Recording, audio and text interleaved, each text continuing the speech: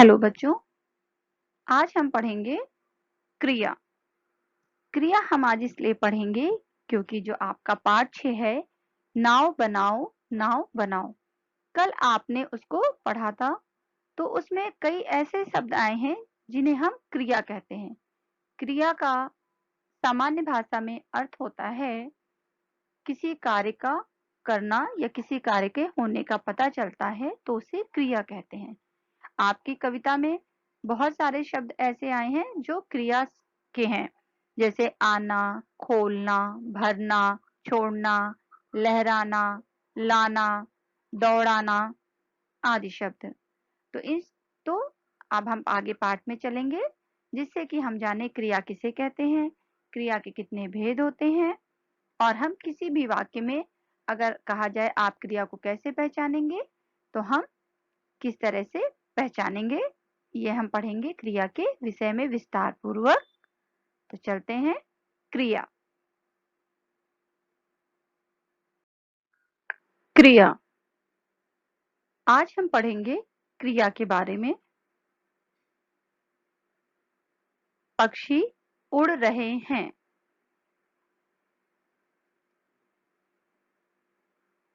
बच्ची सो रही है। बारिश हो रही है। ये सब क्या है बच्चों? क्रियाएं हैं। आप देखिए, पक्षी उड़ रहे हैं। जिन शब्दों को मैंने लाल से लिखा है आप उसमें ध्यान से देखेंगे, उड़ रहे हैं वो नहीं, क्या कोई काम कर रहे हैं। इससे पता चल रहा है कि पक्षी उड़ रहे हैं यानी ये कोई कार्य कर रहे हैं। तो उड़ रहे हैं क्या है? क्रिया।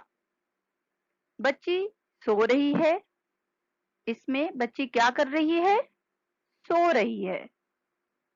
तो ये सो रही है क्रिया। बारिश हो रही है। क्या हो रही है? बारिश हो रही है। तो होना क्रिया। क्रिया का अर्थ होता है, यहाँ पे हम क्रिया की परिभाषा पढ़ेंगे। क्रिया का अर्थ कार्य करना होता है। जिन शब्दों या पदों से यह पता चले कि कोई कार्य हो रहा है या किया जा रहा है उसे क्रिया कहते हैं। दूसरे शब्दों में बच्चों हम कह सकते हैं कि जिन शब्दों से कार्य का करना या होना प्रकट होता है उन्हें क्रिया कहते हैं। क्रिया के बिना कोई भी वाक्य पूर्ण नहीं होता है। ये चीज हमेशा ध्यान रखना बच्चों, क्रिया के बिना कोई भी शब्द वाक्य पूर्ण नहीं होता है। ठीक है, तो जिन शब्दों से कार्य का करना या होना प्रकट होता है या पता चलता है कि काम हो रहा है उसे हम क्रिया कहते हैं। धातु। धातु किसे कहते हैं बच्चों? क्रिया का मूल रूप धातु कहलाता है। इनके साथ कुछ जोड़कर क्रिया के सामान्य रूप बनते हैं। जैसे बेटा पढ़, लिख, चल, उठ, गा, खा आदि, ये धातु हैं।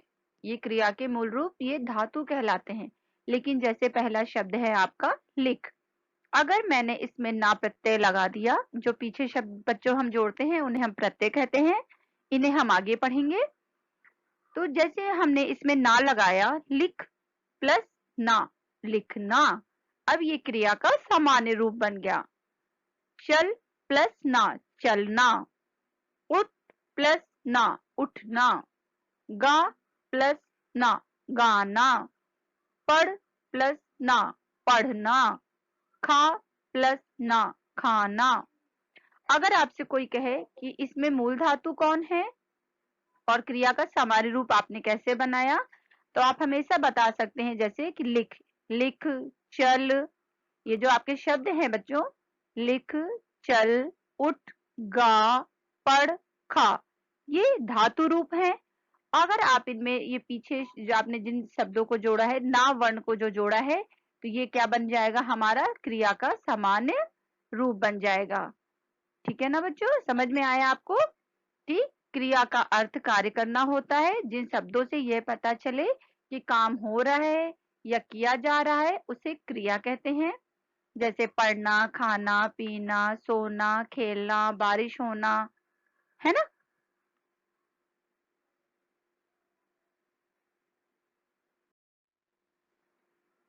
अब हम पढ़ेंगे क्रिया के भेद। बच्चों, क्रिया के दो भेद होते हैं, सकर्मक क्रिया, दूसरा भेद होता है अकर्मक क्रिया। सकर्मक क्रिया क्या होती है बच्चों? सा का अर्थ होता है साथ में या सहित, और कर्मक का अर्थ होता है क्रिया के, यानी क्रिया के साथ में। सकर्मक का अर्थ होता है कर्म के साथ या कर्म सहित।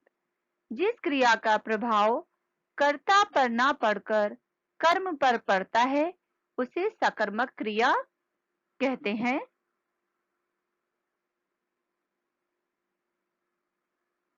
पहली पिक्चर देखिए, बंदर केला खा रहा है। क्या खा रहा है? केला। केला क्या हो गया? कर्म। अतः ये इस वाक्य में अगर आपसे पूछा जाए ये वाक्य सकर्मक है क्रिया है कि अकर्मक क्रिया है इस वाक्य में, तो बच्चों आप बताएंगे कि इस वाक्य में सकर्मक क्रिया है। दूसरा उदाहरण देखते हैं हम। मोहन पत्र लिख रहा है।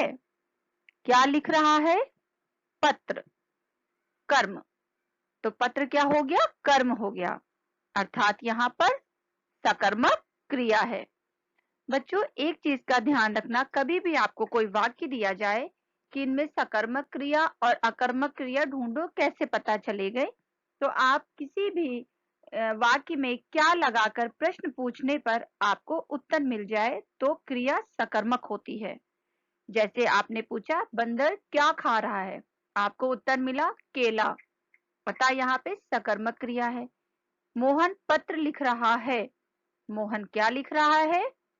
पत्र, आपको उत्तर मिला, अतः यहाँ पर सकर्मक क्रिया है। गीता गाना गा रही है, गीता क्या गा रही है? गाना, यानी वो कर्म कर गाना गा रही है। तो आपको जहां पर जिन वाक्यों में आपको अगर पहचानना हो कि सकर्मक क्रिया किसे कहते हैं, अकर्मक क्रिया किसे कहते हैं, वहां पर आप क्या लगा के प्रश्न करते हैं और अगर आपको उत्तर मिलता है तो वो सकर्मक क्रिया है। अब हम पढ़ेंगे अकर्मक क्रिया। अकर्मक क्रिया, जिस क्रिया के करने या होने के लिए कर्म आवश्यक नहीं होता उसे अकर्मक क्रिया कहते हैं। जैसे कि बच्चों जिस क्रिया के करने या होने के लिए कर्म आवश्यक नहीं होता उसे अकर्मक क्रिया कहते हैं। जैसे मोहन दौड़ता है, क्या दौड़ता है? आपको इसका उत्तर नहीं मिला, तो जहां पर आपको उत्तर नहीं मिलेगा, क्या लगा के प्रश्न करने पे अगर आपको उत्तर नहीं मिलता है तो वहां पर होता है अकर्मक क्रिया। पहला उदाहरण देखेंगे, मोहन दौड़ता है। हमने क्या लगा के प्रश्न किया? क्या दौड़ता है? उत्तर आया नहीं, यानी हमें कोई उत्तर नहीं मिला। तो क्यों नहीं मिला? क्योंकि इसमें क्या नहीं है? कर्म नहीं है। जब हमें उत्तर नहीं मिलता है इसका मतलब कि वहां पे कर्म नहीं है, तो वह वाक्य में अकर्मक क्रिया है। दूसरा उदाहरण, राधा हंसती है। क्या हंसती है? उत्तर हमें नहीं मिला। क्यों नहीं मिला? क्योंकि इसमें कर्म नहीं है। हमें उत्तर नहीं मिला क्योंकि इसमें जो है वो कर्म नहीं है, इसलिए यहाँ इस वाक्य में भी राधा हंसती है अकर्मक क्रिया है। तो जब हमें उत्तर नहीं मिलेगा तो इसका मतलब है कि उसमें अकर्मक क्रिया है, और जिसमें हमें क्या लगा के प्रश्न का जवाब मिलता है वहां पर सकर्मक क्रिया होती है। तो बच्चों एक बार हम ध्यान पूर्वक फिर पढ़ेंगे विशेष कि मैं यहाँ पर मैंने सकर्मक क्रियाएं और अकर्मक क्रियाओं के कुछ उदाहरण दिए हैं जिन्हें आपको ध्यान पूर्वक पढ़ना है। सकर्मक क्रियाएं, लिखना, पढ़ना, खाना, लेना, देना, भेजना, उठना, काटना, तोड़ना, सुनना आदि, ये आपकी सकर्मक क्रियाएं हैं। शर्माना, डरना, हंसना, बैठना, रोना, सोना, नाचना, दौड़ना, ठहरना, बरसना आदि। ये आपकी आक्रामक क्रियाएं हैं। बच्चों, इस पाठ को आपको बहुत ध्यानपूर्वक पढ़ना है और वीडियो को ध्यानपूर्वक देखना है, क्योंकि इससे संबंधित जो भी मैंने वर्कशीट आपको आगे काम करने के लिए दी है वो इस क्रिया के पाठ से ही संबंधित है। तो वो वर्कशीट आप तभी कर पाएंगे जब आप इस पाठ को अच्छे से समझेंगे कि क्रिया क्या होती है, क्रिया के कितने भेद होते हैं, आक्रामक क्रिया किसे कहते हैं और सकर्मक क्रिया किसे कहते हैं, इसको पहचानने के क्या नियम होते हैं।